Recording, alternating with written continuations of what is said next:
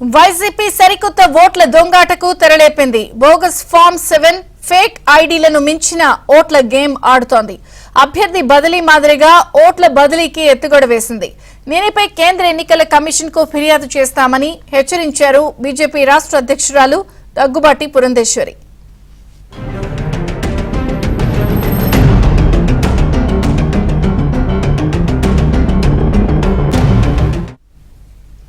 అంతేనా, సొంత అభ్యర్థులకు కూడా వెన్నుపోటు పొడుస్తున్నారు కొందరు వైసీపీ నేతలు. ఈ క్రమంలో గుంటూరు జిల్లాలో చిలకలూరుపేట నుంచి గుంటూరు వెస్ట్ కు కొన్ని ఓట్లు బదిలీ చేశారు. ఇప్పటికే ఖాళీ స్థానంలో డోర్ నెంబర్తో ఓటు హక్కు తీసుకున్నారు మంత్రి విడుదల రజని. మరికొంతమంది అక్కడి నుంచి వచ్చి గుంటూరులో ఎవరో ఒకరి డోర్ నెంబర్తో ఓటు హక్కు కోసం దరఖాస్తులు చేసుకున్నారు.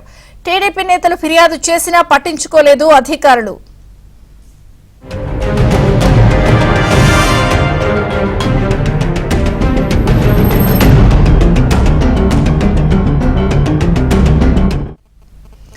ఇదే విధంగా మరికొన్ని నియోజకవర్గాల్లో కూడా అధికార పార్టీ నేతలు ఇలాంటి ఎత్తుగడలే వేస్తున్నారు.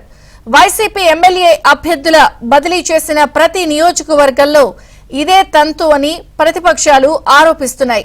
చిలకలూరిపేట నుంచి ఓట్లు గుంటూరుకు ట్రాన్స్ఫర్ అయితే మరి చిలకలూరుపేట అభ్యర్థి సంగతి ఏమిటన్న ప్రశ్నలు వినిపిస్తున్నాయి. గుంటూరులో రజనీ కొత్త ఓట్లు చేర్పించడంపై ఇప్పటికే ఆందోళన చేశారు టీడీపీ నేతలు. అయినా పట్టించుకోవడం లేదు అధికారులు.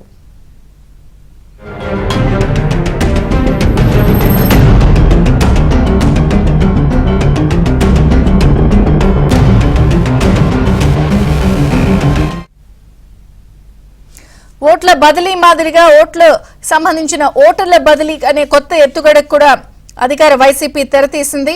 ఈ నేపథ్యంలోనే దొంగ ఓట్లతో ఇప్పటికే ఫేక్ ఐడీలతో ఒక తతంగం మొదలు పెడితే ఇప్పుడు మరొక తతంగానికి దొంగాటకి తెరలేపే నేపథ్యంలో ఏం జరుగుతోంది, అసలు నియోజకవర్గాల్లో ఎక్కడెక్కడ ఇలా ఏపీ వ్యాప్తంగా ఇప్పుడు ఇది బట్టబయలైంది అనే వివరాలు తెలుసుకుందాం. Input editor Srihari newsroom నుంచి సిద్ధంగా ఉన్నారు వివరాలు అందించడానికి. Srihari, over to you.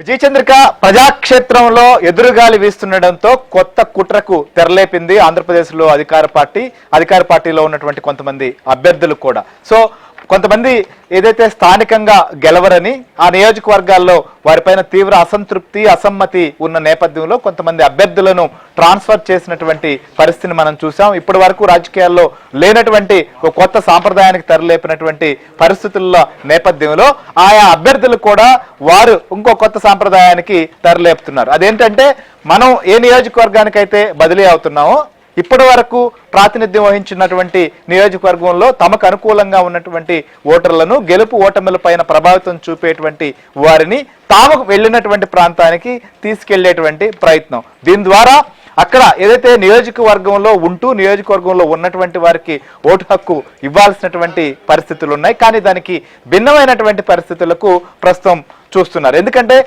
EC ప్రత్యేక దృష్టి పెట్టిన ఆంధ్రప్రదేశ్లో వరుసగా ఐఏఎస్లు కావచ్చు, లేకపోతే పోలీస్ సిబ్బంది కావచ్చు, మున్సిపల్ అధికారులు చాలా మంది ఎన్నికల కుట్రలకు తెరలేపినటువంటి వారు గతంలో అనేక ఏదైతే చట్ట విరుద్ధమైనటువంటి కార్యకలాపాలకు పాల్పడ్డ వారిపైన వేటు వేస్తున్నప్పటికీ ఇంకా ఓటర్ల జాబితా విషయంలో కావచ్చు, ఓట్ల విషయంలో మాత్రం కొత్త ఎత్తుగడలకు తెరలేపుతున్నటువంటి పరిస్థితులు మనకు ఆంధ్రప్రదేశ్లో నెలకొంటున్నాయి. దానికి గుంటూరు కావచ్చు, ప్రకాశం కావచ్చు, నెల్లూరు కావచ్చు, లేదా ఆయా ప్రాంతాల్లో పరిశీలిస్తే జాబితాలు వచ్చిన తర్వాత కూడా చోటు చేసుకుంటున్నటువంటి పరిణామాలు, అందులో పేర్కొంటున్నటువంటి పేర్లు, కొత్తగా ఇస్తున్నటువంటి దరఖాస్తుల వ్యవహారం అయితే మాత్రం మరో కుట్రకు తెరలేపారు అనేది మాత్రం అర్థమవుతుంది. ఎందుకంటే బలమైన అభ్యర్థులు కావచ్చు, లేదా వాళ్ళు గెలవాలనేటువంటి అభ్యర్థులు చేస్తున్నటువంటి ప్రయత్నం ఏంటి, దీనిపైన ప్రతిపక్షం కూడా దృష్టి పెట్టింది. సీరియస్ గా ఓటర్ల జాబితాలను పరిశీలించడమే కాకుండా కొత్తగా ఎవరైతే ప్రస్తుతం దరఖాస్తు చేసుకుంటున్నారో వాటిని కూడా పరిశీలిస్తోంది. సో ఇప్పటికే కేంద్ర ఎన్నికల కమిషన్ కలిపినటువంటి భారతీయ జనతా పార్టీ మళ్ళీ కూడా కంప్లైంట్ చేస్తోంది. అట్లనే ఎప్పటికప్పుడు నియోజకవర్గాల్లో పరిస్థితి పైన తెలుగుదేశం పార్టీ కూడా కంప్లైంట్లు ఇస్తోంది. ఆంధ్రప్రదేశ్లో మొదలైనటువంటి కొత్త గేమ్ గురించి కూడా మనం చూద్దాం. మరి దీనికి సంబంధించి మరింత అప్డేట్ అందించేందుకు మా ఏపీ బ్యూరో చీఫ్ రామారావు మనతో పాటు లైవ్ లో ఉన్నారు. అలానే ప్రకాశం నుంచి కూడా వెంకట్రావు మనకు దీనికి సంబంధించినటువంటి లైవ్ అప్డేట్ ఇచ్చేదానికి సిద్ధంగా ఉన్నారు.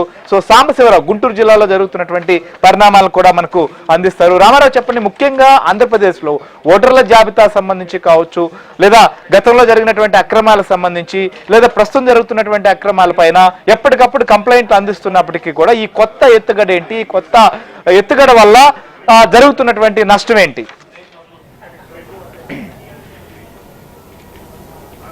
శ్రీహరి, ఆంధ్రప్రదేశ్లో అధికార పార్టీ మరో దొంగాటకు తెరలేపింది.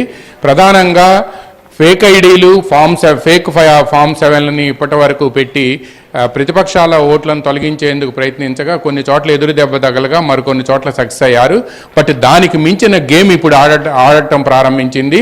ప్రధానంగా ఎక్కడైతే వైసీపీలో అభ్యర్థులను బదిలీ చేశారో ఒక నియోజకవర్గాన్ని నుంచి ఇంకో నియోజకవర్గానికి బదిలీ చేశారు. ఈ బదిలీ చేసిన నియోజకవర్గాల్లో ఎక్కడి నుంచి అయితే ఎక్కడికి బదిలీ చేశారో అక్కడి నుంచి కొంతమంది ఓటర్లను తీసుకువచ్చి ఇక్కడ జాయిన్ చేయించడం, అంటే వాళ్ళ కొత్తగా కొంతమంది తమకు తెలిసిన వారి, అంటే తమ పార్టీకి సంబంధించిన వాళ్ళ డోర్ నంబర్లు వేసి అదే డోర్ నంబర్లో వీళ్ళు ఉంటున్నట్టు సృష్టించి దానికి సంబంధించిన కనీసం ఆధార్ కార్డు కానీ లేకపోతే అడ్రస్లు కానీ కూడా పట్టించుకోకుండా వాటిల్ని దరఖాస్తు చేయటం ప్రారంభించారు. అయితే ఈ దరఖాస్తులు చేయటం అనేది గుంటూరు చిలకలూరుపేట నియోజకవర్గం నుంచి గుంటూరు వెస్ట్కు వచ్చిన ఆరోగ్య శాఖ మంత్రి విడదల రజనీతో ప్రారంభమైంది. ఆమెకే, విడదల రజనీకే గుంటూరు వెస్ట్ నియోజకవర్గంలో ఖాళీ స్థలంలో డోర్ నంబర్ని క్రియేట్ చేసి ఓటు హక్కు కల్పించారంటే పరిస్థితి ఏ విధంగా ఉందో ఊహించుకోవచ్చు. దీనిపైన తెలుగుదేశం పార్టీకి సంబంధించిన నేతలు పలుమార్లు కార్పొరేషన్ అధికారులకు ఫిర్యాదు చేసినప్పటి వరకు ఈ రోజు వరకు కూడా చర్య తీసుకోలేదు. ఇక అదేవిధంగా చిలకలూరుపేట నుంచి కొంతమంది ఓటర్లను తీసుకొచ్చి ఇక్కడ ఓట్ల కోసం దరఖాస్తు చేయించడం, ఫామ్ 6లు వేయటం, అదేవిధంగా మరికొంతమంది ఓట్లు బదిలీలు చేయించుకునేందుకు ప్రయత్నించడం కూడా ప్రారంభించారు. అయితే ఇదే సమయంలో శ్రీహరి ఇంకో విషయం కూడా గుర్తుపెట్టుకోవాలి. ఒకవేళ చిలకలూరుపేట నుంచి ఓట్లు ఇక్కడికి ట్రాన్స్ఫర్ చేస్తే చిలకలూరుపేటలో ఉండే అధికార పార్టీ అభ్యర్థికి కూడా ఇండైరెక్ట్ గా వెన్నుపోటు పొడిచినట్టు అవుతుంది అని కూడా ఆ పార్టీ నేతలే చెప్తున్నారు. ఇటువంటి పరిస్థితే ప్రకాశం జిల్లాలో కూడా ఉంది. ప్రకాశం జిల్లాలో కూడా మనం చూసాము, ఎర్రగొండపాలెం నుంచి కొండేపికి మంత్రి ఆదిమూలం సురేష్ ని ట్రాన్స్ఫర్ చేశారు. అదేవిధంగా మార్కాపురం నుంచి గిద్దలూరు నుంచి మార్కాపురం ట్రాన్స్ఫర్ చేశారు. దీంతో పాటు గుంటూరు జిల్లా వేమూరు నుంచి ప్రకాశం జిల్లా సంతనూతలపాడికి మంత్రి మేరుగు నాగార్జున బదిలీ చేశారు. ఇలా రాష్ట్ర వ్యాప్తంగా చూసుకుంటే అనేక మందిని బదిలీ చేశారు. 32 మందికి అసలు సీట్లు కూడా ఇవ్వలేదు. ఇటువంటి పరిస్థితుల్లో ఇప్పుడు ఈ ఓట్ల దొంగాటకు తెరలేపారు అని చెప్పి పెద్ద ఎత్తున ఆరోపణలు వస్తున్నాయి. గుంటూరు జిల్లాలో అయితే కొంతమంది తెలుగుదేశం పార్టీ నేతలు మున్సిపల్ కమిషనర్ కార్యాలయం ముందు నుంచి ధర్నాలు చేసి సాక్ష్యాధారాలతో సహా ఫిర్యాదులు చేసినప్పటికీ ఈ రోజు వరకు కూడా చర్యలు తీసుకోలేదు. అదేవిధంగా ప్రకాశం జిల్లాలో కూడా ఇదే పరిస్థితి ఉంది. దీంతో పాటు నెల్లూరు జిల్లాలో కూడా ఇటువంటి పరిస్థితులు ఉన్నాయని కూడా చెప్తున్నారు. చిత్తూరు జిల్లాలో అయితే ఇక పట్టడానికి వీల్లేని పరిస్థితి మనం చూసాం. తిరుపతి లోక్సభ ఎన్నికల్లో ఫేక్ ఐడీలను సృష్టించి లాగిన్ తీసుకొని ఏ విధంగా సృష్టించారో దాని మీద ఎంతమంది బదిలీ సస్పెన్షన్లకు గురవుతున్నారో మనం చూస్తున్నాం. బట్ ఇప్పుడు ఈ దొంగాటకు తెరలేపటంతో బీజేపీ రాష్ట్ర అధ్యక్షురాలు దగ్గుబాటి పురంధేశ్వరి రాష్ట్ర ఎన్నికల కమిషన్ సీఈఓతో పాటు కేంద్ర ఎన్నికల కమిషన్ రాష్ట్ర సీఈఓతో పాటు కేంద్ర ఎలక్షన్ కమిషనర్ చీఫ్ కమిషనర్ కూడా ఈ రోజు రేపట్లో ఫిర్యాదు చేయబోతున్నారు. దీనికి సంబంధించిన సాక్ష్యాధారాలు కూడా బీజేపీ నేతలతో పాటు టీడీపీ నేతలు సేకరించారు. ఇదో మరో పెద్ద కొత్త గేమ్ అని, ఇటువంటి దొంగాట ఎన్నికల్లో ప్రజాస్వామ్యాన్ని మనుగడికే ప్రమాదం అని కూడా ప్రతిపక్షాలు చెప్తున్నాయి. శ్రీహరి, మీరు అన్నట్లుగా ఓటర్ల జాబితా తుది జాబితా ప్రకటించినప్పటికీ కూడా ఇంకా మార్పులు చేర్పులకు సంబంధించినటువంటి దరఖాస్తులను తమకు అనుకూలంగా లేదా తాము అనుకున్న విధంగా ఇంకా కూడా కుట్రలు చేసేటువంటి ప్రయత్నాలు జరుగుతున్నాయి. అయితే ప్రతిపక్షాలు కూడా ప్రస్తుతం అప్రమత్తంగా ఉండాల్సినటువంటి పరిస్థితి కనిపిస్తోంది. ఎందుకంటే ఒకసారి జాబితా రిలీజ్ అయిన తర్వాత ఇదే ఫైనల్ అనుకుని ఉంటే మాత్రం ఇలాంటి పరిణామాలు చాలా జరిగాయి.